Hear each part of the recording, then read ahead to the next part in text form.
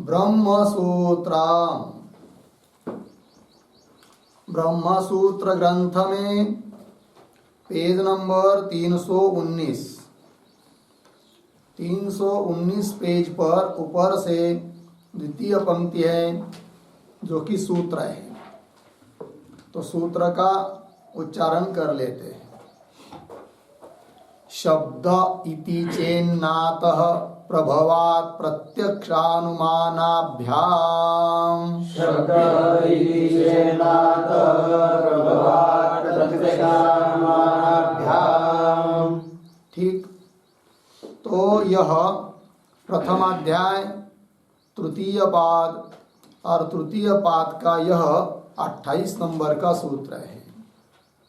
तो मूल बात यह चल रही है कि इस पाद का यह 8वां अधिकरण है और इस अधिकरण का नाम देवताधिकरणम यह है।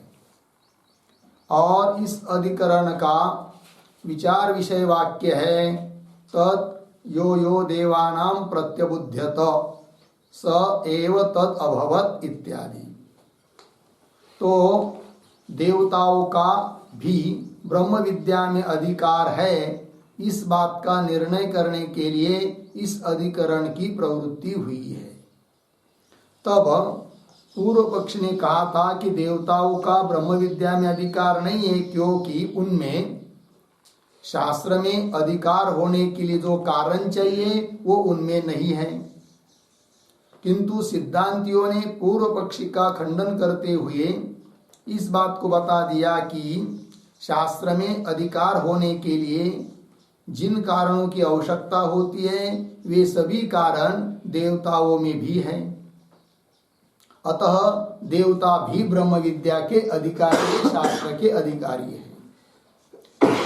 किंतु देवताओं में वो अधिकार के कारण सामर्थ्यादिक बताने के लिए देवताओं को विग्रहवान मानना पड़ा। तो देवता लोग भी हम लोगों की तरह शरीरधारी है, विग्रह वाले हैं।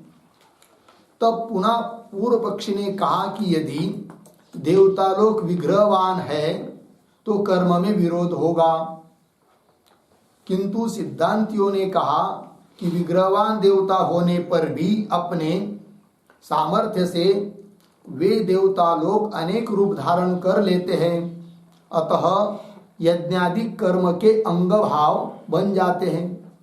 अतः विग्रहवान मानने पर भी कर्म में विरोध नहीं आता है। एक बात, क्यों एक विग्रहवान देवता होने पर भी अनेक क्रिया का साथ संबंध उसके उद्देश्य से हवन आदि किया जा सकता है। अतः विग्रहवान देवता को मानने पर भी कर्म में विरोध नहीं आता है, इस बात को बताया था। अब पूर्व पक्षी पुनः बोल रहा है कि भले विग्रहवान देवता को मानने पर कर्म में विरोध नहीं होगा, ये हमको भी समझ में आ गया, कोई बात नहीं, कर्म में विरोध नहीं होगा। अतः आप लोग विग्रहवान देवता को मान रहे हैं, उसके कारण सामर्थ्यादिक उसमें संभव हो जाने से, देवताओं में संभव हो जाने से देवता लोग भी ब्रह्म विद्या के अधिकारी हैं, ये आप कह रहे हो। किंतु ही सिद्धांती भले देवता लोगों को विग्रहवान मानने पर कर्म में विरोध नहीं होगा, कर्म सुसंपन्न हो जाएगा, कर्म करने में कोई दिक्कत नहीं आएगी, यह बात ठीक होने पर भी और किसी जगह विरोध होगा। कहाँ विरोध होगा कि शब्द में विरोध होगा, अर्थात वेद प्रामाण्य में विरोध होगा। अर्थात वेद को जो हमने नित्य माना है वो नहीं मान पाएंगे, उसके लिए विरोध होगा। कब? यदि तुम देवता लोगों को विग्रहवान मानते हैं तब। अतः शब्द में विरोध न हो इसलिए देवताओं को विग्रहवान मत मानो, ऐसा अभिप्राय है पूर्व पक्षियों का। किंतु सिद्धांति सिद्ध कर देंगे कि देवताओं को विग्रहवान मानने पर भी जैसे कर्म में विरोध नहीं होता है उस प्रकार शब्द में भी विरोध नहीं होता है। इस बात को इसी सूत्र से बता देंगे सिद्धांति। तो इस सूत्र के कुछ अंश से पूर्व पक्षी आक्षेप करेगा और आगे के कुछ अंश से सिद्धांती क्या देंगे, उत्तर देंगे। और उसके साथ साथ देवता को विग्रहवान मानने में और शब्द से ही सृष्टि उत्पन्न होती है, इस बात के लिए क्या प्रमाण है, इस बात को भी इसी सूत्र से बताएंगे। ठीक है, तो आइए पहले सूत्र के बारे में हम लोग थोड़ा लिख लेते हैं, उसके बाद उसके ऊपर जो भाष्य है उसको पढ़ेंगे। तो लिखते हैं सूत्रावतरणम।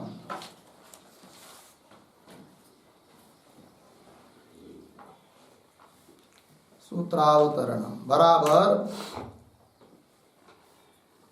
देवादीनां विग्रहवत्वे, देवादीनां विग्रहवत्वे कर्मणि विरोधाभावे अपि, कर्मणि विरोधाभावे अपि शब्दे तु,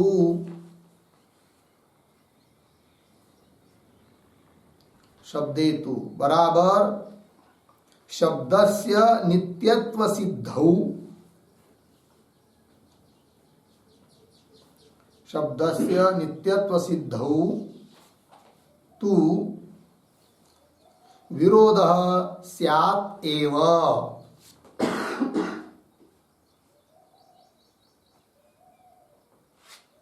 विरोधः स्यात् एव इति आक्षिप्य, इति आक्षिप्य समाधातुं, समाधातुं आह शब्द इति। ठीक, अर्थ देखिए।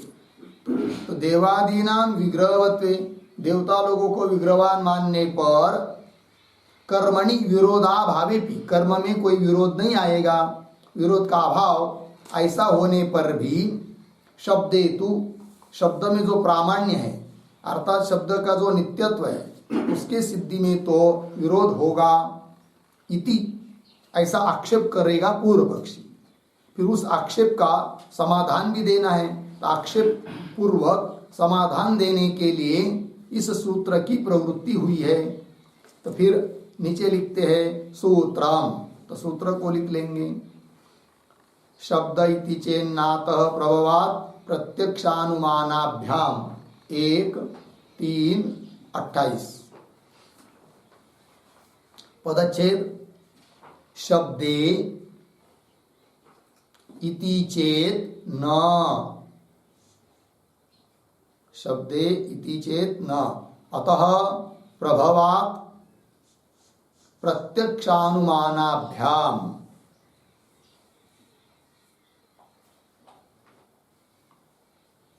ठीक, चलिए फिर नीचे पदार्थोक्ति ही,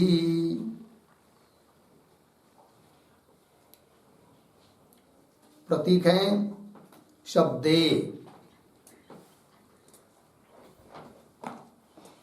बराबर वेद वाक्ये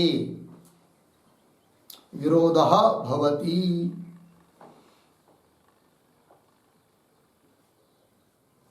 वेद वाक्ये विरोधः भवति बराबर वेदस्य, वेदस्य नित्यत्व रूपं प्रामाण्यम,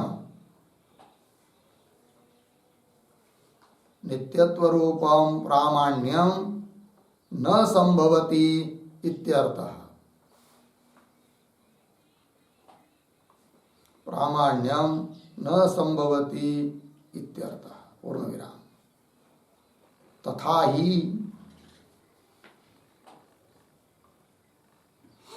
आगे अस्मदादिवत, अस्मदादिवत अनित्य विग्रहवताम, अनित्य विग्रहवताम देवादीनाम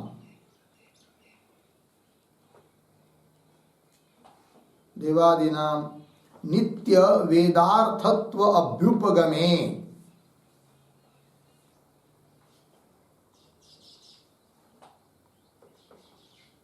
नित्य वेदार्थत्व अभ्युपगमे नित्य वेदात्मक शब्दस्य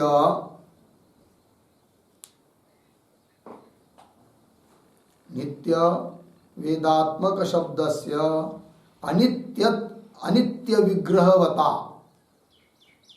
अनित्य विग्रहवता देवेन सह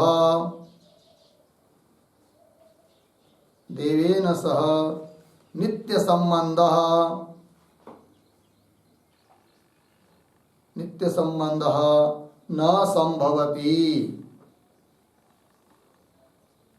न संभवति अर्धविराम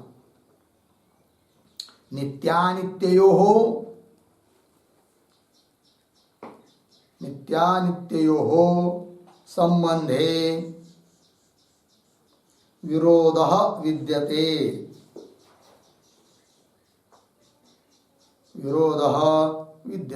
पूर्ण विराम। उत्तरण चिन्ह में नित्ये शब्दार्थ संबंधे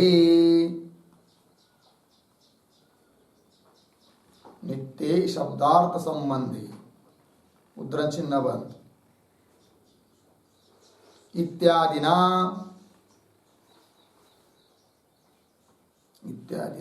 शब्दः अर्थः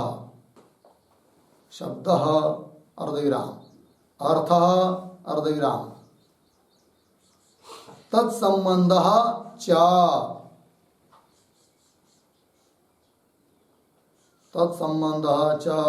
नित्यः भवति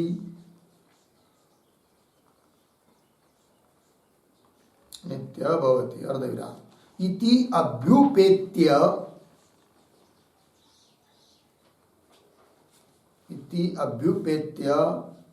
वैदिके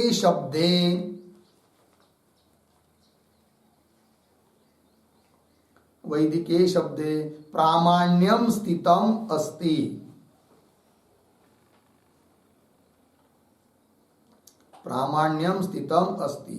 पूर्ण विराम। आगे तत्र विरोधः स्यात्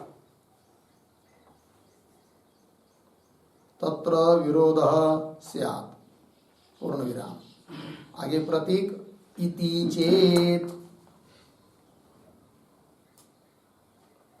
चेत बराबर एवं पूर्व पक्षे प्राप्ते सति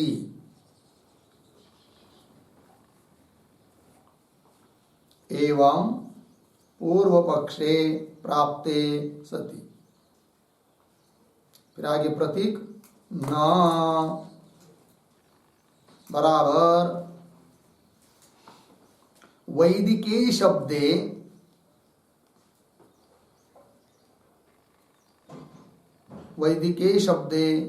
प्रामाण्याभावः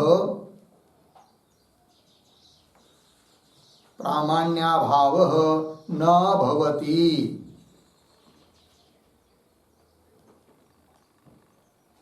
भवति कौंस में लिखिए देवानां विग्रहवत्वे अपि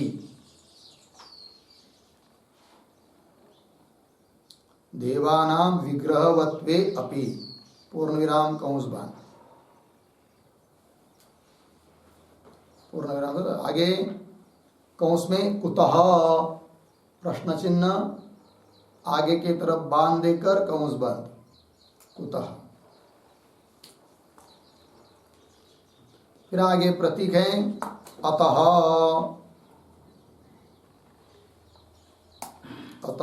बराबर वैदिक शब्दात एव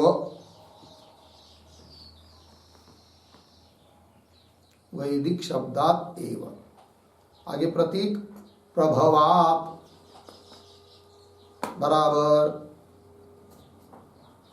देवादि जगतः उत्पत्तेः देवादि जगत उत्पत्ते। पूर्ण विराम। ठीक, नीचे के पंक्ति पर पैराग्राफ छोड़कर ननु उद्धरण चिन्ह में जन्माद्यस्य यतः, उद्धरण चिन्ह बंद, जन्माद्यस्य यतः इत्यत्र ब्रह्म प्रभवत्वे, ब्रह्म प्रभवत्वे जगतः अवधारिते, जगत अवधारिते कथम पुनः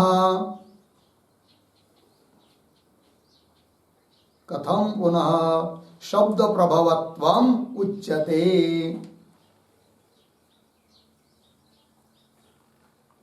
शब्द प्रभवत्वम उच्यते।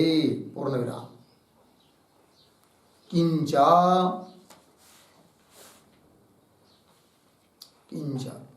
उच्यमाने अपि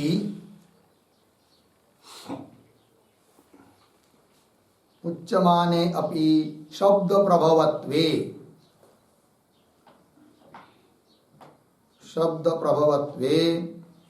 वस्वादिदेवानां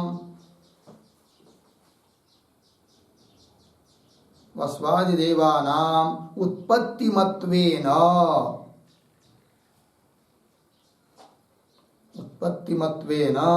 अनित्यत्वात्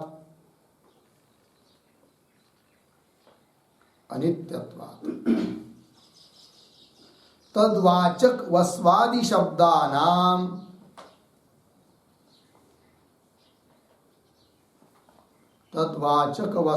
शब्दानां अनित्यत्व प्रसंगात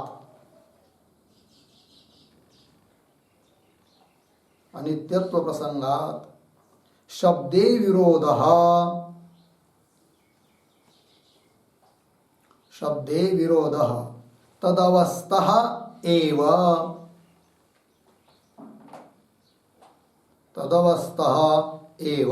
इति चेत न अर्धविराम। आगे आकृतिभिः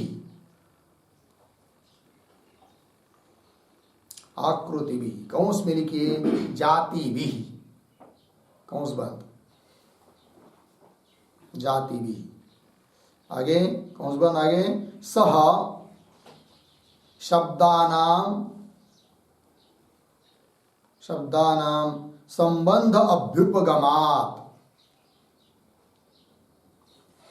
संबंध अभ्युपगमात् अर्धविराम।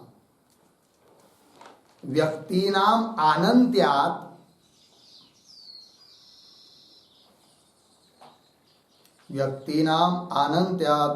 संबंध ग्रहण अनुपपत्तेः च। पूर्ण विराम।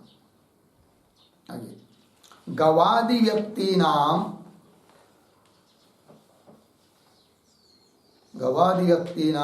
उत्पत्तिमत्वे अपि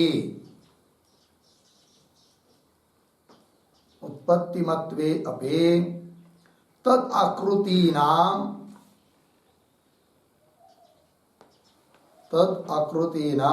उत्पत्त्यभावात्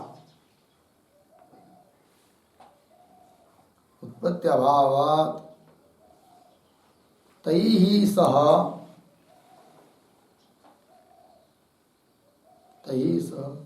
तद्वाचकानां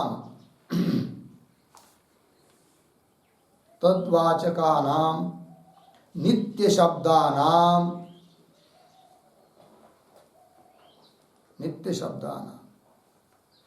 संबंध अभ्युपगमे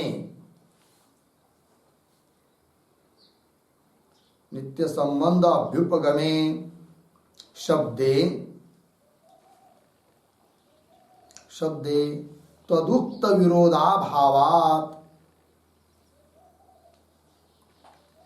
तदुक्त विरोधाभावात् पूर्ण विराम। पैराग्राफ छोड़कर नीचे की पंक्ति में शब्द प्रभवत्वं च, शब्द प्रभवत्वं च जगतः, जगतः ब्रह्म प्रभवत्ववत्, ब्रह्म प्रभवत्ववत् न उपादान कारणाभिप्रायेन, न उपादान कारणाभिप्रायेन अभिमतम्, अभिमतम् अर्धविराम। किं तर्हि, किं तर्हि नित्यार्थ संबंधे, नित्यार्थ संबंधे नित्ये शब्दे, नित्ये शब्दे वाचकात्मना स्थिते,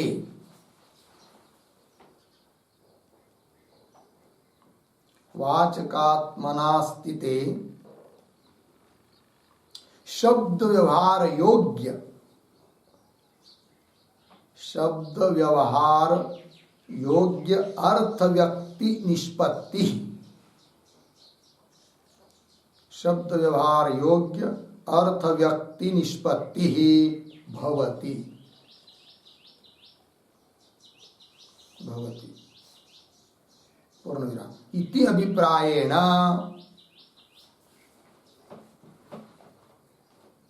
इति अभिप्रायेण जगतः शब्द प्रभवत्वम् उच्यते,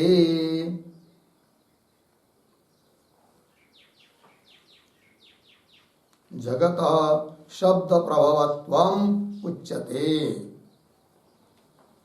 पूर्ण विराम। नीचे की पंक्ति में पैराग्राफ छोड़कर ननु शब्द प्रभवत्वम्, शब्द प्रभवत्वम् देवादि जगत कथम अवगम्यते,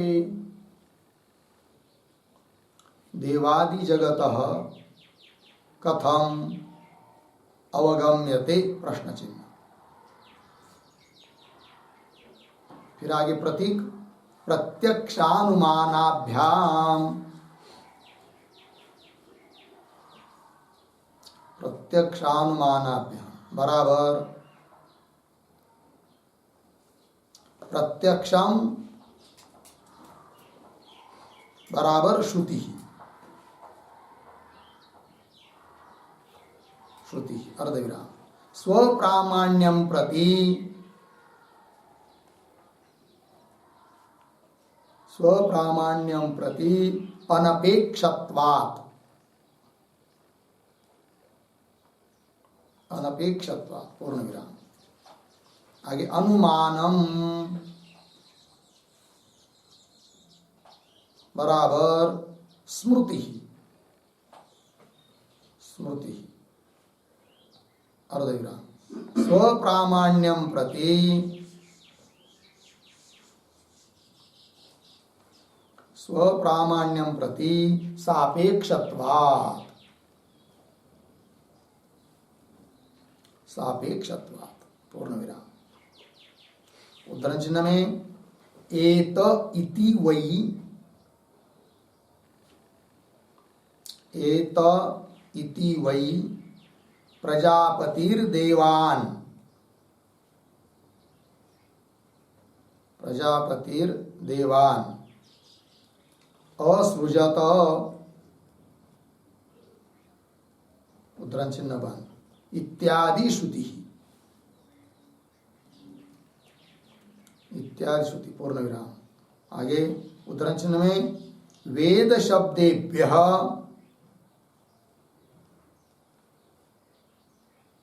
वेद शब्देभ्यः एव आदौ, एव आदौ निर्ममे, स महेश्वरः। निर्ममे स महेश्वरः। उद्धरण चिन्ह बंद। मनुस्मृति 1:21 इत्यादि स्मृति पूर्ण विराम। अतः देवादि व्यक्तीनां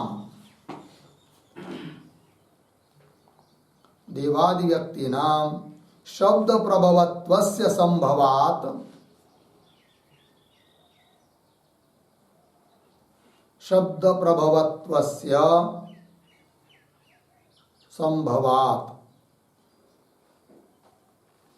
अर्धविराम तद आकृत्या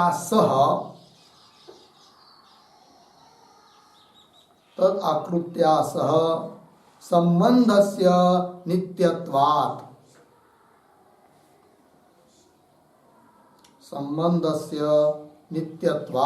च विग्रहवत्वे अपि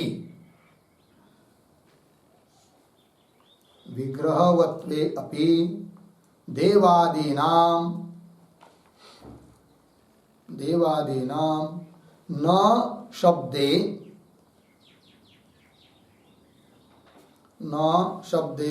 कश्चित्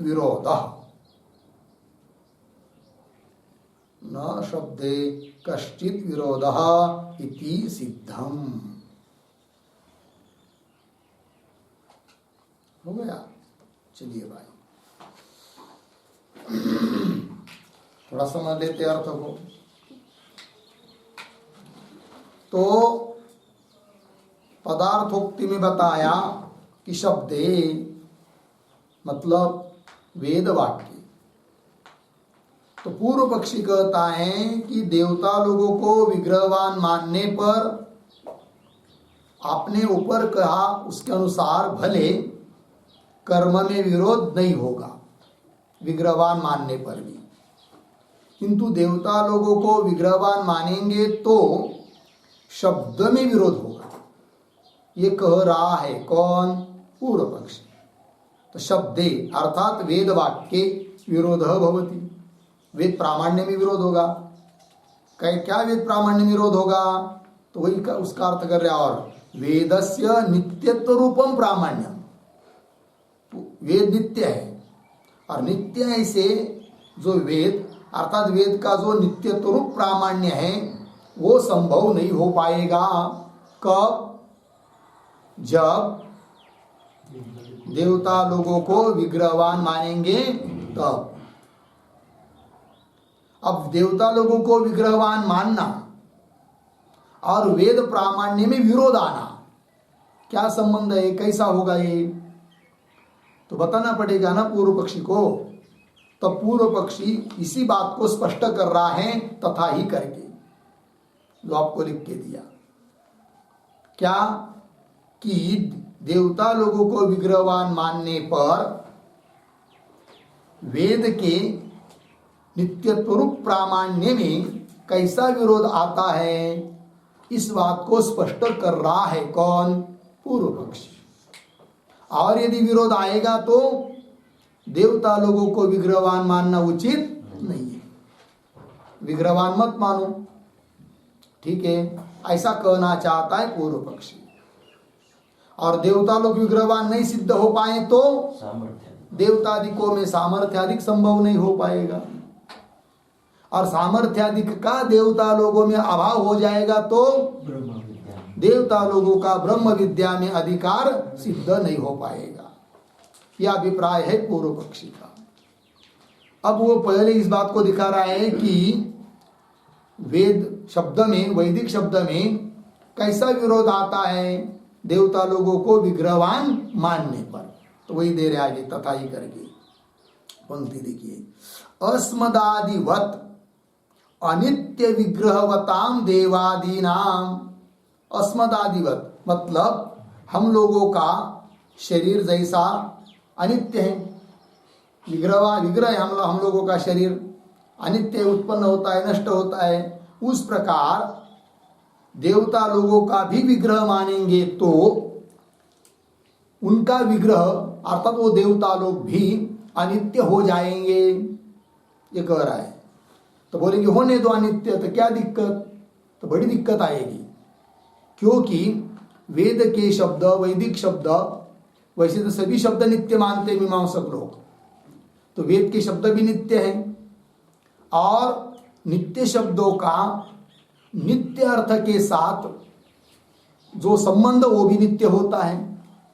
तो शब्द नित्य है, वैदिक शब्द, उसका अर्थ भी नित्य है, किंतु वह अर्थ नित्य तब सिद्ध नहीं होगा जब आप उस अर्थ को विग्रहवान मानते हो।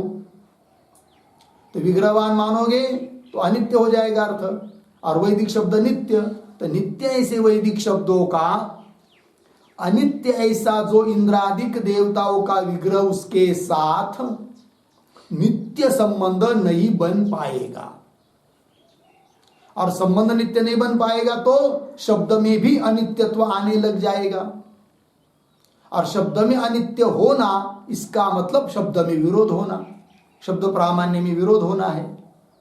जबकि मीमांसक लोग शब्द को क्या मानते हैं? नित्य मानते हैं, है कि नहीं? अब ये कब आ रही है सब बात? जब देवता लोगों को विग्रहवान मानते हैं तब। अतः विग्रहवान मत मानो, ये कहना चाहता है पूर्व पक्षी।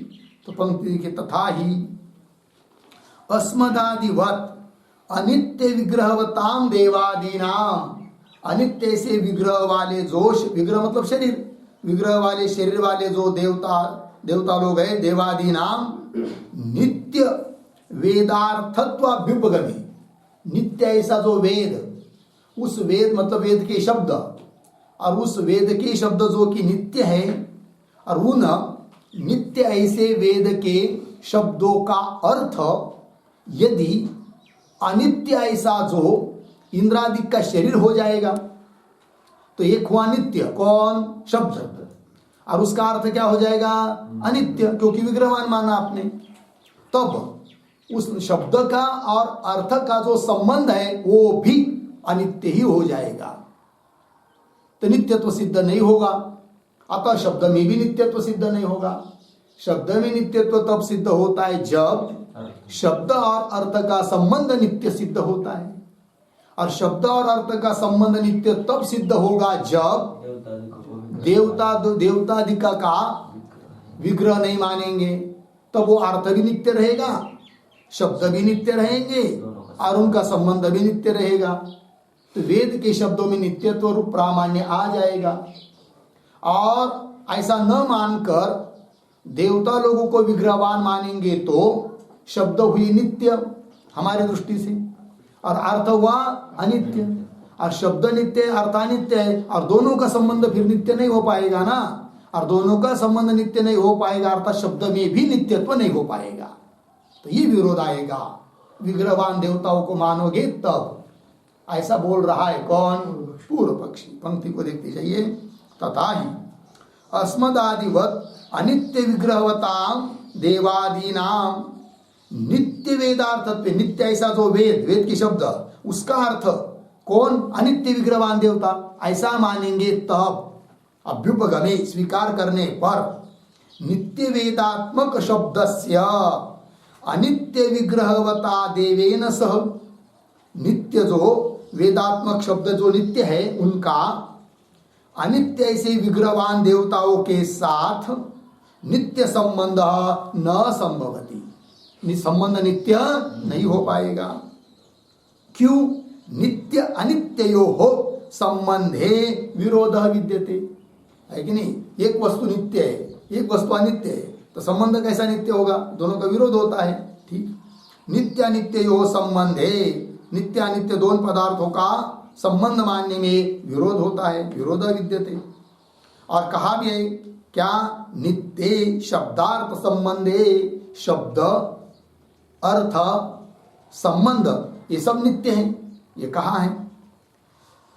इत्यादि ना शब्द अर्थ तत्संबंध च नित्य भवति इति अभ्युपेत्य, ऐसा स्वीकार करके वैदिके शब्दे प्रामाण्यम स्थितम भवति, इस बात को स्वीकार करके ही वैदिक शब्दों में, वेद के शब्दों में प्रामाण्य स्थित है, नित्यत्व स्थित है, प्रामाण्यम स्थितम भवति, स्थितम अस्ति, तत्र विरोध स्यात्, उस नित्यत्व प्रामाण्य में क्या होगा? विरोध होगा। कब? देवताओं को विग्रहवान मानेंगे तब, क्योंकि नित्य वेद के शब्दों का अनित्य देवता के साथ संबंध नित्य बन नहीं पाएगा। ये बात तत्र विरोध स्यात् इति चेत एवं पूर्व पक्षे प्राप्त सती, ऐसा पूर्व पक्षी ने कहने पर, अपनी बात रखने पर, इति चेत प्रतीक है, तब सूत्र के पद से उस पूर्व पक्षी को उत्तर दे रहे। न मतलब हे पूर्व पक्षी, तुम्हारा यह कहना ठीक नहीं है। क्या कहना ठीक नहीं? क्या कहा है पूर्व पक्षी ने? कि विग्रहवान देवता को मानने पर वेद में प्रामाण्य का अभाव होगा, प्रामाण्य का अभाव होगा, ये कहा है उसने। तो सिद्धांती कह रहे प्रामाण्य का अभाव नहीं होगा। न मतलब क्या? प्रामाण्य का अभाव होगा ये तुम कह रहे हो, न ये नहीं होगा, अर्थात प्रामाण्य में कोई दिक्कत नहीं आएगी। कब? देवता लोगों को विग्रहवान मानने पर भी प्रामाण्य में विरोध नहीं आएगा। तो पूर्व पक्ष ने क्या सिद्ध किया अभी तक? देवतादिकों को विग्रहवान मानने पर प्रामाण्य में विरोध, ये कहा पूर्व पक्षी ने। अब सिद्धांति क्या कहेंगे? कि देवता लोगों को विग्रहवान मानने पर भी प्रामाण्य में विरोध नहीं आएगा। लग गया जी? अब वो कैसे बताएंगे फिर सिद्धांति? चलिए, न वैदिके शब्दे प्रामाण्याभाव न भवति, देवानां विग्रहवत्वेपि, देवता लोगों को विग्रहवान मानने पर भी वैदिक शब्दों में प्रामाण्य का अभाव नहीं होगा। फिर पूछेगा पूर्व पक्षी, कुतः, कैसे? बताओ जरा, समझाओ हमको कि देवता को विग्रहवान मान रहे हो और तो भी प्रामाण्य का अभाव नहीं होगा, प्रामाण्य ही रहेगा, ये कैसे? जरा समझाओ हमको। पूर्व पक्षी कहेगा, तब उत्तर दे रहे अतः प्रभवात्, ये उत्तर दिया। अतः शब्द का अर्थ किया वैदिक शब्दात एवं, उन वैदिक वेद के शब्दों से ही, प्रभवात मतलब उत्पत्ति हुई है। किनकी? देवादि जगत उत्पत्ति, वैदिक शब्दों से ही, ध्यान दीजिए भाई, वैदिक शब्दों से, वेद के शब्दों से ही देवादिक जगत की क्या हुई है? उत्पत्ति हुई है। इसलिए विरोध नहीं होगा। शब्द के प्रामाण्य में, शब्द में, वैदिक शब्दों में विरोध नहीं होगा, विग्रहवान मानने पर भी। लग गया? अब यहां पर दो दिक्कत आएगी। क्या? अब क्या का उत्तर क्या दिया? हेतु क्या दिया? अतः प्रभवात्, मतलब इस वैदिक शब्द से ही देवादिक समस्त जगत की उत्पत्ति होती है, इसलिए विरोध नहीं होगा। अब कैसे? ये बात समझाना पड़ेगा, पहली बात है कि नहीं? वैदिक शब्दों से जगत की उत्पत्ति मानने पर वैदिक शब्द के प्रामाण्य में विरोध कैसा नहीं होगा, ये बात समझाना पड़ेगी। और दूसरी बात, वैदिक शब्दों से जगत की उत्पत्ति है, कैसे? कैसे उत्पत्ति होती है बताओ, उसके लिए प्रमाण क्या है वो भी बताओ। तीसरी बात, पीछे कहा है जन्माद्यस्य यत इत्यादि में कि परमात्मा से जगत उत्पन्न होता है, और अब कह रहे कि वैदिक शब्दों से जगत उत्पन्न होता है। ये क्या बात हुई? तो आपके ग्रंथ में, एक ही ग्रंथ है कि नहीं? ग्रंथ का कर्ता वही है, ग्रंथ वही है, अलग अलग ग्रंथ भी नहीं है, तो भी उसमें क्या दिखाई दे रहा है? पूर्वोत्तर विरोध दिखाई दे रहा है। वो भी कैसे? तो बहुत सारे शंकाओं का फिर समाधान करना पड़ेगा, पूर्वोत्तर विरोध का निराश करना पड़ेगा। शब्द से जगत कैसा उत्पन्न होता है, क्या अभिप्राय उसका, वो बताना पड़ेगा, उसके लिए प्रमाण देना पड़ेगा। और शब्द से जगत की उत्पत्ति मानने पर शब्द में प्रामाण्य का अभाव नहीं रहता, प्रामाण्य ही रहता है, ये कैसे? इस बात को भी सिद्ध करना पड़ेगा। लग रहा है पंक्ति? आइए, वही कह रहे, पूर्व पक्षी पूछ रहा है, देखिए आगे, ननु जन्माद्यस्यत इत्यत्र, इस सूत्र में ब्रह्म प्रभवत्वे जगत अवधारिते, ब्रह्म प्रभवत्वे मतलब प्रभव मतलब उत्पत्ति, ब्रह्म से जगत की उत्पत्ति होती है, ऐसा अवधारण निश्चय किया है। कहा? जन्माद्यस्यत इत्यत्र। तो ब्रह्म प्रभवत्वे जगत अवधारिते कथम पुनः शब्द प्रभवत्वम उच्यते, तो शब्द से जगत उत्पन्न होता है, प्रभव मतलब उत्पत्ति, शब्द से जगत उत्पन्न होता है, ये कैसे आप कह रहे हो? पहला प्रश्न। दूसरी बात, किंच उच्चमान्य अपनी शब्द प्रभवत्वे, पूर्व पक्षी कहेगा हे सिद्धांती थोड़ी देर के लिए, तुम्हारे कहने के अनुसार थोड़ी देर के लिए मान भी लेंगे क्या कि शब्द से जगत उत्पन्न होता है, मान भी लेंगे, तो भी कैसा वो विरोध का परिहार होगा, ये भी बात बताओ। वो देखिए, किंच क्या है, हाँ, किंच उच्चमाने अपि शब्द प्रभवत्वे, शब्द से जगत उत्पन्न होता है यह मानने पर भी वस्वादि देवानां उत्पत्तिमत्वेन अनित्यत्वात्, वसु आदित्य आदि जो सभी देवता लोग हैं वो उत्पन्न तो मान रहे ना आप, भले शब्द से उसकी उत्पत्ति मान रहे किंतु उत्पत्ति तो मान रहे ना देवता लोगों की, और उत्पन्न होते हैं देवता लोग, तो उत्पन्न होते मतलब वो अनित्य है, तो अनित्य ऐसे देवता अर्थ और वैदिक शब्द नित्य, तो नित्य शब्दों का अनित्य अर्थ के साथ नित्य संबंध बनेगा ही नहीं, तो प्रामाण्य के लिए विरोध तो वैसा के वैसा ही है कि नहीं? शब्द से उत्पत्ति मानने पर भी प्रामाण्य में जो विरोध पहले आ रहा था, शब्द वैदिक शब्दों के प्रामाण्य में विरोध आ रहा था ना, वो विरोध तो वैसा वैसा ही बैठा है, उस विरोध का निवृत्ति कहाँ हो रही है? क्योंकि आपने क्या माना, शब्द से उत्पत्ति मानी किसकी? देवता आदि जगत की, और उत्पत्तिवान होने से अनित्यवान होंगे, मिथ्या अनित्य होंगे, और अनित्य ऐसे अर्थों के साथ वैदिक शब्दों का हम जब नित्य मानते हैं, तो नित्य शब्दों का अनित्य अर्थ के साथ संबंध नित्य बनेगा ही नहीं, और नित्य संबंध नहीं बनेगा तो शब्द में क्या प्रामाण्य सिद्ध नहीं होगा, नित्यत्व सिद्ध नहीं होगा, तो दोष तो वैसे कि वैसे ही बना रहेगा। फिर तो कैसा आप कह रहे हो कि शब्द से उत्पन्न होता है जगत इसलिए प्रामाण्य में विरोध नहीं आएगा? जरा हमको समझ में नहीं आ रहा है भाई ये बात आपकी, ऐसा कहेगा कौन? पूर्व पक्षी। वही शब्द प्रभवत्वे अपि वस्वादि देवानां उत्पत्तिमत्वेन अनित्यत्वात्, उत्पत्ति वाले होने से वो अनित्य ही होंगे, और तद्वाचक वस्वादि शब्दानां, तद्वाचक अनित्य ऐसे जो वस्वादि देवता अर्थ उनके वाचक जो वसु आदि शब्द, तद्वाचक वस्वादि शब्दानां अनित्यत्व प्रसंगात्, उस शब्दों में तो अनित्यत्व आएगा, शब्द में अनित्यत्व आना मतलब प्रामाण्य की हानि तो वैसी हो रही है। अनित्यत्व प्रसंगात शब्दे विरोध तदवस्थः, शब्द में विरोध तो पहले जैसा हो रहा था वैसा ही हो रहा है, तदवस्थः पहले की तरह ही विरोध हो रहा है। शब्दे विरोध तदवस्थः एव इति चेत न, सिद्धांति करे ऐसी भी शंका तुम मत लो, ये तुम्हारा ठीक नहीं है कहना। क्यों? आकृति भी सह शब्दानां संबंध अभ्युपगमात्, है कि नहीं? तो देखो भाई, शब्दों का अर्थ के साथ संबंध है कि नहीं? और पूर्व पक्षी का अभिप्राय क्या है, मीमांसकों का अभिप्राय क्या है? शब्द नित्य है और शब्दों का अर्थ भी नित्य मानते हैं, क्योंकि देवता विग्रहवान नहीं हमारे यहाँ, तो नित्य है, और नित्य शब्द का नित्य अर्थ के साथ संबंध भी नित्य है कि नहीं? किंतु अब सिद्धांती कह रहे हैं उस मीमांसक को, पूर्व पक्षी को, कि अरे भाई शब्द नित्य है, बात सही, और अर्थों के साथ उनका संबंध है, ये बात सही, किंतु कौन अर्थ है उन शब्दों का ये तो थोड़ा ध्यान में ले लो तुम। तो कौन अर्थ है? तो शब्द का संबंध उस विग्रहवान व्यक्ति के साथ नहीं है,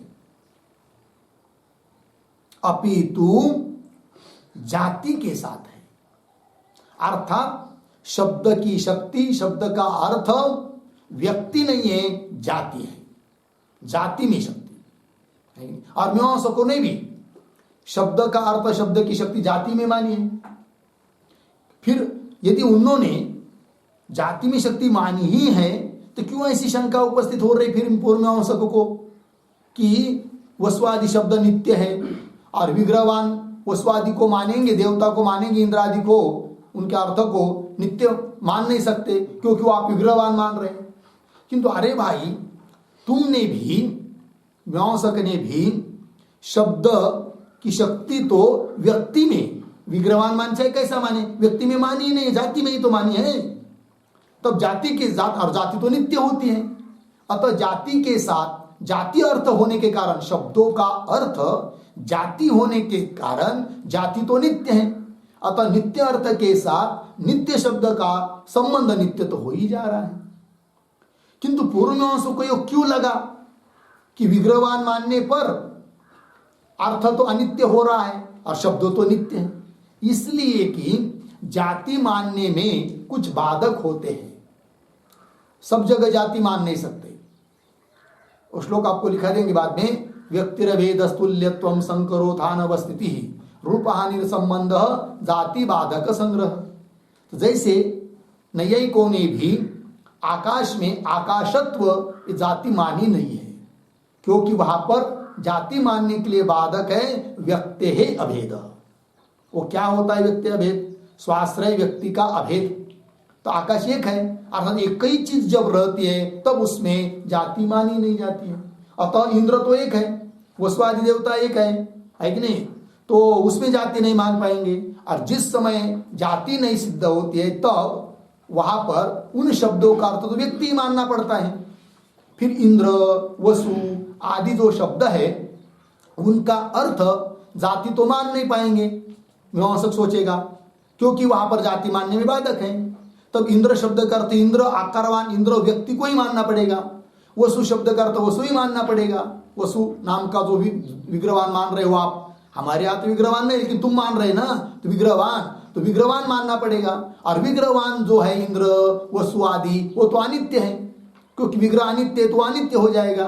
फिर अर्थ हुआ अनित्य, शब्द हुआ नित्य, तो नित्य शब्द का अनित्य अर्थ के साथ संबंध ही नहीं बन पाएगा। नित्य संबंध कैसा सिद्ध होगा? और संबंध नित्य सिद्ध नहीं होता है तो शब्द में भी नित्यत्व नहीं आएगा। यह अभिप्राय है पूर्व पक्षी का। अब सिद्धांती क्या कर रहे हैं? उसको इस बात को समझा रहे हैं क्या कि वैदिक शब्द जो वसु, इंद्र वगैरह हैं और उनका अर्थ जो देवता है वो तो विग्रहवान है, इसमें कोई दिक्कत नहीं। किंतु विग्रहवान होने पर भी उसमें जाति है। क्यों? इंद्र एक नहीं है, काल भेद से बहुत इंद्र हो चुके हैं, वसुआदि देवता भी काल भेद से बहुत हो चुके हैं, अतः उसमें जाति है। और यदि जाति है तो शब्द हुआ और नित्य, और शब्द का अर्थ जो जाति, वो जाति भी क्या है? नित्य। और अर्थ भी नित्य है, शब्द भी नित्य है, तो उनका संबंध भी नित्य है। अतः क्या कि शब्द के प्रामाण्य में देवता लोगों को विग्रह मानने पर भी उस शब्द के प्रामाण्य में कोई विरोध नहीं आता है। ठीक है। फिर मीमांसक बोलेगा कि फिर उत्पन्न होते विग्रहवान है देवतादि, तो विग्रहवान मान लो ना आप, शब्द से ही उत्पन्न होते हैं, क्यों मान रहे हैं? इस मानने से क्या ये मानने से क्या मतलब है आपका? तब देखो भाई, बात यह है कि शब्द हुआ कारण और कार्य हुए कौन? देवता, विग्रहवान आदि। और कार्य के पहले कारण को विद्यमान रहना पड़ता है। तो कार्य जो देवता दिखे उसके पहले ही रहेगा कौन? कारण। ऐसे शब्द जो पहले से विद्यमान है अर्थात वो नित्य है, उससे भी नित्य तो सिद्ध हो जाता है। किसमें? शब्द में। ठीक है। अब प्रश्न रहेगा कि शब्द से कैसा उत्पन्न मान रहे हो आप जगत को, है कि नहीं? ये बात, और उसके लिए प्रमाण क्या, तो वो भी आगे आएगा। तो पहले इस बात को पहले समझ लीजिए अभी जो चल रहा है। शब्दे विरोध तदवस्था एवं इति चेत न, मिला ना जो लिख के दिया है आपको। आकृति भी, आकृति शब्द का अर्थ समझना जाति। अब भाष्य में बहुत जगह आएगा आकृति शब्द। आकृति शब्द से आकार विशेष नहीं समझना, आकृति से क्या लेना? हर जगह जाति। हाँ, आकृति भी अर्थात जाति भी सह शब्दानाम संबंध अभ्युपगमात, जाति के साथ शब्दों का संबंध स्वीकार किया होने से, है कि नहीं? और दूसरी बात क्या? व्यक्ति नाम आनंत्यात संबंध ग्रहण अनुपपत्ते है। शब्द की शक्ति व्यक्ति में नहीं मान सकते, व्यक्ति के साथ शब्द का संबंध नहीं है, क्योंकि व्यक्ति अनंत है। अब समझ लीजिए थोड़ी देर के लिए, घट यह शब्द है और घट शब्द का अर्थ घट व्यक्ति को मानेंगे। घट व्यक्ति मतलब मनुष्य नहीं, व्यक्ति शब्द का अर्थ घट व्यक्ति मतलब घट रूप घटात्मक अर्थ है कि नहीं। तो घटात्मक अर्थ एक है क्या? नहीं, अनंत है। फिर आपको दुनिया भर में घूमना फिरता पर बैठना पड़ेगा। घट शब्द का अर्थ, हाँ ये घट शब्द का ये घट घट शब्द का अर्थ हर एक घट व्यक्ति ने शक्ति का ग्रह करना पड़ेगा, और वो संभव है ही नहीं, क्योंकि घट व्यक्ति कितनी है? अनंत है, अतीत हो चुके हैं, भविष्य में आने वाले हैं, तो शक्ति ग्रह होगा ही नहीं, है कि नहीं। दूसरी बात, अनंत ऐसे व्यक्तियों में शब्द की शक्ति मानेंगे तो व्यक्ति अनंत होने से शक्ति भी अनंत माननी पड़ेगी, उन शक्ति के प्राग भाव अनंत मानने पड़ेंगे, उन शक्ति का ध्वंस अनंत मानना पड़ेगा, बहुत गौरव होगा। अतः शब्द की शक्ति व्यक्ति में नहीं है, मतलब शब्द का संबंध व्यक्ति के साथ नहीं है, अपितु शब्द का संबंध जाति के साथ है। जाति एक होती है, घट अनंत हुए तो भी सभी घटों में रहने वाली घटत्व जाति तो एक ही है, और वो नित्य होती है कि नहीं। अतः शब्दों का संबंध आकृति के साथ होता है, न कि व्यक्ति के साथ, ठीक है ना। वही कह रहे हैं, व्यक्ति नाम अनंत्यात् संबंध ग्रहण अनुपपत्ति है, संबंध का ग्रहण हो नहीं सकता। ठीक, आगे चलिए। गवादि व्यक्ति नाम उत्पत्ति मत्वे अपि, है नहीं। गवादि व्यक्ति मतलब गाय वगैरह, वो उत्पन्न होने पर भी उस गाय में रहने वाली जो आकृति जाति गोत्व जाति, वो तो नित्य है। अतः गो शब्द का अर्थ गो व्यक्ति नहीं है हाथ पैर वाली, अपितु उस गो व्यक्ति में रहने वाली गोत्व जाति है। लग गया। फिर एक प्रश्न उठेगा कि भाई शब्दों का अर्थ जाति है, व्यक्ति नहीं, तो शब्दों को सुनने के बाद जाति का ही बोध होना चाहिए, व्यक्ति का बोध नहीं होना चाहिए। क्यों व्यक्ति का बोध होता है और हर सबको होता है। जैसे किसी को कह दिया घटम आनय, ठीक है, और घट शब्द का अर्थ क्या समझ रहे हैं आप? घटत्व जाति। तब उस व्यक्ति ने तो घटत्व जाति को लाना चाहिए, घट को क्यों ला रहा है? फिर घट व्यक्ति का बोध क्यों हो रहा है उसको? तब उसके लिए कहा जाता है क्या, यद्यपि शब्द का अर्थ जाति है तो भी जाति का ग्रहण, जाति का लाना व्यक्ति के बिना नहीं हो सकता। अतः अर्थापत्ति प्रमाण से व्यक्ति का बोध होता है, ऐसा कहते ही मीमांसक। क्यों? क्या अजल लक्षणा से व्यक्ति का बोध होता है कि नहीं? किंतु व्यक्ति में तो शक्ति नहीं है, शक्ति तो जाति में है। अर्थात शब्दों का अर्थ जाति है, न कि व्यक्ति। बात लग रही है? आइए, गवादि व्यक्ति नाम उत्पत्ति मत्वे अपि तद आकृति नाम उत्पत्ति अभावात्, उसमें रहने वाली जो आकृति अर्थात जाति है वो उत्पन्न नहीं होती है। तैः सह आकृति भी सह तद्वाचका नाम नित्य शब्दा नाम, उस आकृति के जाति के वाचक जो शब्द है नित्य शब्द, नित्य शब्दा नाम नित्य संबंध अभ्युपगमे। तो देखो शब्द नित्य हुए, उसका अर्थ जाति वो भी नित्य हुई, अतः दोनों का संबंध भी क्या हुआ? नित्य हुआ। अतः क्या शब्द के प्रामाण्य में कोई विरोध नहीं है। तई स तद्वाचका नाम नित्य शब्दा नाम नित्य संबंध अभ्युपगमे, नित्य संबंध को मानने पर शब्दे त्वदुक्त विरोधाभावात्, सिद्धांति कह रहे पूर्व पक्षी को, शब्द में वैदिक शब्दों में हे पूर्व पक्षी त्वदुक्त, तुमने जो कहा था कि विरोध होगा, वो विरोध का अभाव, विरोध नहीं होगा, कह दिया। चलिए अब आगे, शब्द प्रभवत्वम च जगतः, अब शब्द से उत्पन्न होता है जगत, मतलब क्या? तो ध्यान दीजिए, पूर्वोत्तर विरोध दिखाई देता है कि नहीं? तो ब्रह्म से उत्पन्न होता है जगत, ये पहले बताया, अब शब्द से उत्पन्न बता रहे हैं, दोनों भी बात सही है। कैसे? तो ब्रह्म से जगत उत्पन्न होता है, मतलब जगत के प्रति उपादान कारण है कौन? ब्रह्म। अतः ब्रह्म से जगत उत्पन्न होता है, मानने में कोई दिक्कत नहीं। और शब्द से जगत उत्पन्न होता है मतलब क्या? उसी प्रकार जगत के लिए उपादान कारण शब्द है, यह कहने का अभिप्राय नहीं है। यदि हम कहते कि जैसे जगत का उपादान कारण ब्रह्म है उस प्रकार जगत का उपादान कारण शब्द भी है, तब तो विरोध आता। किंतु जगत का उपादान कारण ब्रह्म तो है, उस प्रकार जगत का उपादान कारण शब्द नहीं है, अपितु जगत के लिए शब्द निमित्त कारण है। तो अतः कोई दिक्कत नहीं है। जैसे कि घट का कारण मिट्टी है और घट का कारण कुलाल है, यह कहने में कोई विरोध नहीं, क्योंकि घट का कारण मिट्टी है मतलब घट का उपादान कारण मिट्टी है, और घट का कारण कुलाल है मतलब घट का निमित्त कारण कुलाल है, कोई विरोध नहीं है कि नहीं, ये कहना। चलिए आगे।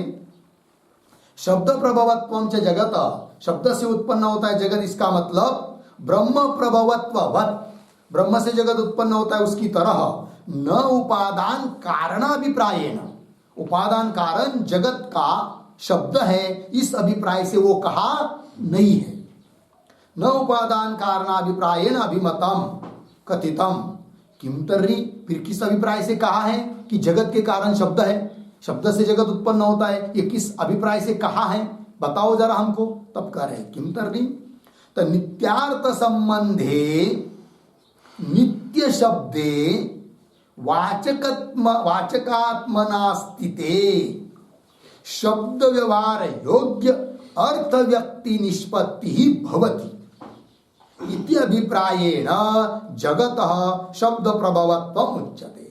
इस अभिप्राय से जगत शब्द से उत्पन्न होता है ये कहा जाता है। किस अभिप्राय से, देखो एक एक बात, नित्यार्थ संबंधे, ठीक है, मतलब क्या, नित्य अर्थ के साथ संबंध रखने वाला विशेषण है शब्द का। नित्य शब्द ऐसा है ना कि, तो शब्द कैसा शब्द जी, नित्यार्थ संबंधे, नित्य शब्द के दो विशेषण, नित्य अर्थ के साथ संबंध रखने वाला, नित्य ऐसा जो शब्द, ठीक है, और वह शब्द जब वाचकात्मना स्थित है, उस अर्थ के वाचक के रूप में स्थित हो जाता है। उस अर्थ का वाचक के रूप में क्या होता है, स्थित होता है, कौन, शब्द। तब क्या होता है, तब वह अर्थ शब्द व्यवहार योग्य बन जाता है कि नहीं, शब्द व्यवहार योग्य अर्थ व्यक्ति निष्पत्ति, शब्द व्यवहार होने के लिए योग्य, इस प्रकार अर्थरूप व्यक्ति की निष्पत्ति होती है। जैसे घट शब्द सुना, तुरंत दिमाग में आ जाता है कौन, घट व्यक्ति।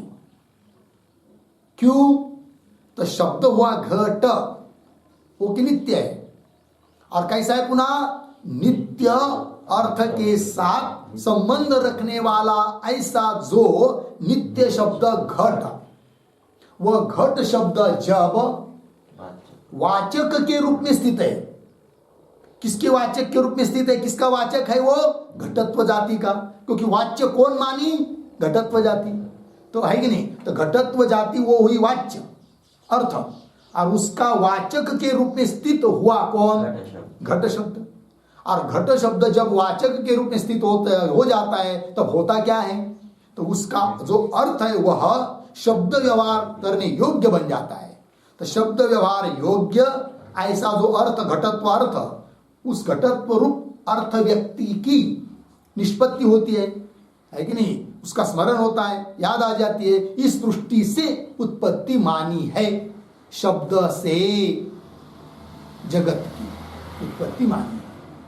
लग गया अर्थ जी, न कि उपादान अभिप्रायेण, ठीक है ये बात। इत्यभिप्रायेण जगत शब्द प्रभवत्वम उच्यते, लग गया जी। और दूसरी बात क्या होता है, शब्द से जगत उत्पन्न होता है, कैसे, ध्यान दीजिए, समझ लीजिए हम लोगों को कोई चीज बनानी है, चाहे कुलाल को घड़ बनाना है, तो सबसे पहले कुलाल के दिमाग में शब्द आता है, क्या बनाना है, घट। फिर वो किस आकार का बनाना है उसका वो विचार करता है, तब बनाता है, अर्थात शब्द से उत्पन्न हुआ कौन, घट। मकान बनाना है हम लोगों को, तो दिमाग में कुछ नहीं आया और बनाना शुरू हो गया, ऐसा होता है क्या? नहीं, पहले शब्द आया भवन, मकान, बिल्डिंग, ठीक है ना, कुटिया, मिट्टी की हो चाहे, है कि नहीं, तो दिमाग में आ गई, फिर उसका आकार ध्यान में आया, तब जाकर बनाना शुरू हुआ, तो शब्द से उत्पन्न हुआ। उसी प्रकार ब्रह्मदेव भी जब जगत को उत्पन्न करता है कि नहीं, तो तब कैसा होता है? जब भगवान के नाभि कमल से उत्पन्न हुआ कौन? ब्रह्मदेव। तो कई सालों तक वो नाभि कमल जो था, कमल उस कमल में ही बैठा रहा, खेलता रहा, उसको समझ में ही नहीं आ रहा था क्या करे क्या करे क्या करे, इधर जाए उधर जाए, कोई दिखाई नहीं दे रहा था, नीचे आ जाए ऊपर जाए, लेकिन डंठल को पकड़कर नीचे आ जाए, इधर जाए देखे उधर देखे, और पानी पानी दिखाई दे रहा था। फिर उसने विचार किया, थोड़ा चिंतन किया, तो उसको कुछ शब्द सुनाई दी, भूर भुव स्वाहा आदि आदि करके, तब शब्द उसके दिमाग में आए। फिर उसको वेद के शब्दों का स्मरण हुआ पिछले कल्प के। फिर सबसे पहले कौन आए? शब्द। फिर उस शब्द के अनुसार उसने क्या बना दिया? जगत को बना दिया। अर्थात शब्द से उत्पन्न होता है कौन? जगत। ये बात हुई, लग गया। और जो शब्द से जगत उत्पन्न हुआ तो कार्य हुआ कौन? जगत। और कार्य के पहले रहता है कौन? कारण। तो कारण कौन है? शब्द। अतः शब्द कैसे हुए? नित्य। तो शब्द के नित्यत्व रूप प्रामाण्य में कोई विरोध नहीं आता है। लग गया जी? ये सभी बातों को समझाना है उस पूर्व पक्षी को। आइए फिर क्या चल रहा है आगे? हाँ, ननु शब्द प्रभवत्वम, ये हुआ नहीं बात? हाँ, आगे क्या पैरेग्राफ भाव? ननु शब्द प्रभवत्वम देवादि जगत कथम अवगम्यते, मतलब शब्द से उत्पन्न होता है देवादि जगत, ये आपको कैसे समझ में आया? कैसे कह रहे हो आप? क्या आपके कहने के लिए प्रमाण है? ऐसा कोई पूछेगा तो उत्तर दे रहे प्रत्यक्ष अनुमानाभ्याम। ठीक है, उसमें प्रत्यक्ष शब्द का अर्थ करना है क्या? श्रुति। लेकिन वो भाष्य में आएगा स्पष्ट रूप से क्यों अर्थ करना है श्रुति। श्रुति शब्द, प्रत्यक्ष शब्द का अर्थ श्रुति दिया यहाँ पर थोड़े में। प्रत्यक्ष मतलब श्रुति, क्यों? स्व प्रामाण्यम प्रति अनपेक्षत्वा, अपने प्रामाण्य के प्रति अन्य किसी की क्या नहीं होती है? अपेक्षा नहीं होती है। और अनुमानम, अनुमानम का अर्थ क्या है? स्मृति। क्यों? स्व प्रामाण्यम प्रति सापेक्षत्व, अपने प्रामाण्य के प्रति अपेक्षा होती है उसको, स्मृति को। वेद आदि का प्रामाण्य, वेद आदि का आधार चाहिए उसको, तो स्व प्रामाण्यम प्रति सापेक्षत्व। लग गया? तो बोलेंगे ठीक है, कोई बात नहीं, श्रुति और स्मृति के बल पर आप कह रहे हो क्या? हाँ, शब्दों से जगत उत्पन्न होता है, ये आप कह रहे हो श्रुति और स्मृति प्रमाण से। कौन वो श्रुति है, कौन वो स्मृति है, कौन वाक्य है वो बताओ। तब बता रहे हैं, एत इति वै प्रजापति देवान असृजत, ये श्रुति है। भाष्य में इसका विस्तार पूर्वक आएगा। तो एते एते एते सर्वनाम शब्द है, उससे लेना है देवतादिक शब्द। तो प्रजापति के मन में पहले इंद्र आदि जो वैदिक शब्द है वो स्मरण हुए, फिर उसके अनुसार उस प्रजापति ने देवान असृजत, देवताओं को उत्पन्न किया। श्रुति कर रही है साक्षात, और इत्यादि श्रुति। फिर स्मृति क्या? स्मृति भी बता रहे, वेद शब्देभ्य एव आदौ निर्ममे स महेश्वरः, अन्वय स महेश्वरः आदौ वेद शब्देभ्य एव निर्ममे। ठीक, स महेश्वर वो परमात्मा आदौ सबसे पहले वेद शब्दों से ही क्या? निर्ममी, जगत को उत्पन्न किया। निर्ममे निर्मितवान, जगत को उत्पन्न किया, शब्द से उत्पन्न किया। स्मृति भी बता रही है, ठीक है ना, इत्यादि स्मृति।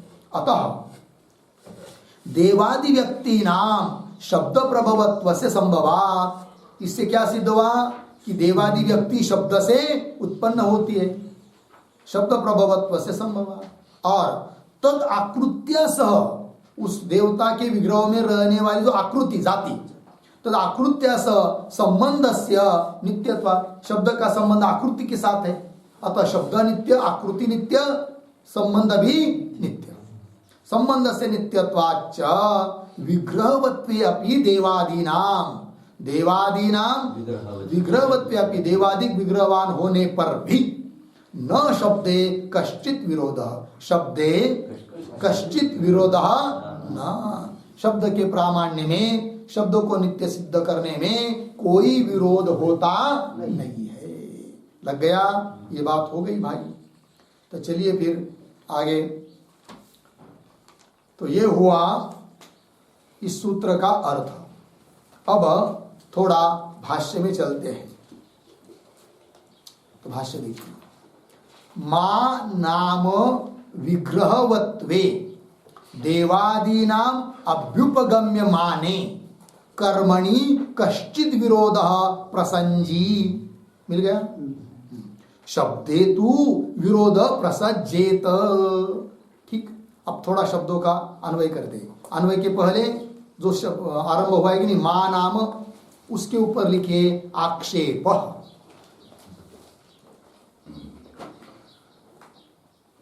आक्षेप ग्रंथ 2-4 पंक्ति चलेगा। ठीक है। चलिए फिर अब शब्दों का अन्वय 2-3 शब्द छोड़कर आया है। देवादीनाम, वहां से पकड़ेंगे। तो देवादीनाम पीछे, विग्रहवत्वे आगे, अभ्युपगम्य माने आगे सरल, कर्मणि कश्चित विरोध। फिर शुरू में आइए, मा नाम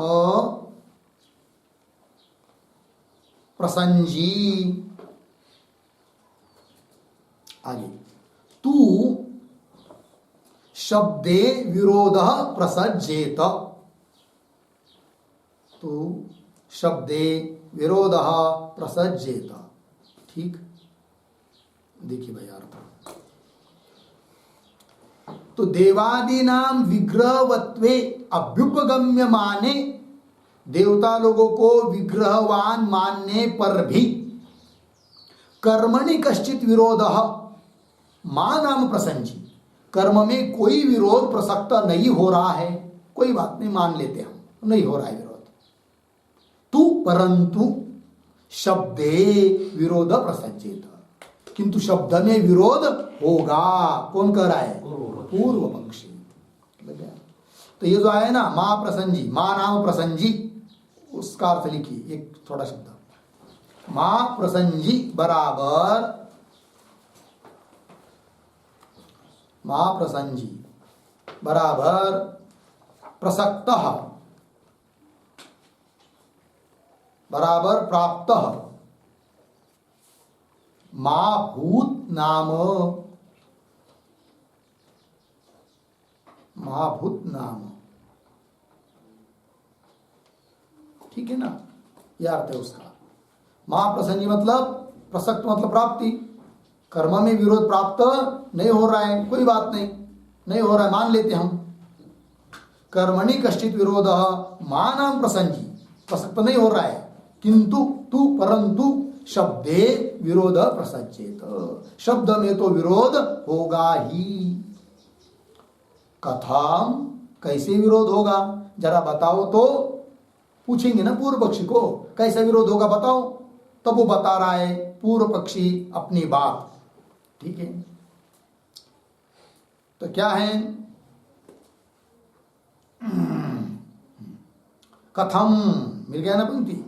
देखिए, औपत्तिकम ही शब्दस्य अर्थेन संबंधम आश्रित्य अनपेक्षत्वात् इति वेदस्य प्रामाण्यम स्थापितम। ठीक है। थोड़ा अन्वय करते शब्दों का। ही शब्दस्य अर्थेन, पीछे आइए, औपत्तिकम, औत्पत्तिकम आया ना, औत्पत्तिकम आगे संबंधम आश्रित्य, आगे सरल है, अनपेक्षत्वात् इति वेदस्य प्रामाण्यम स्थापितम। ठीक है। देखो भाई, पूर्व पक्षी कहता है कि हमने वेद में प्रामाण्य स्थापित किया है। किसको आधार बनाकर? किस हेतु से? तब बता रहा ही, क्योंकि ये तो ही शब्दस्य अर्थेन, शब्द का अर्थ के साथ संबंध को मानकर सिद्ध किया है वेद में प्रामाण्य। कैसा संबंध मानकर? संबंधम, इसका विशेषण दिया क्या? औत्पत्तिकम संबंध।